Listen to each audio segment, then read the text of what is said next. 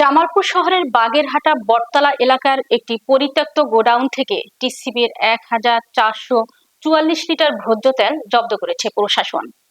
বিস্তারিত থাকছে জামালপুর থেকে পাঠানো প্রতিবেদনে। এ সময় দুজনকে আটক করা হয়। র্যাব 14 জানায়, গোপন সংবাদের ভিত্তিতে বাগেরহাটা নূর রাইস মিলের পরিত্যক্ত গোডাউনে যৌথভাবে অভিযান পরিচালনা করে মাটির নিচে পুঁতে রাখা অবস্থায় টিসিবির 722 বোতল ভোজ্য তেল উদ্ধার করা হয়। এই ঘটনায় জড়িত থাকার অপরাধে দুজনকে আটক করেছে র্যাব।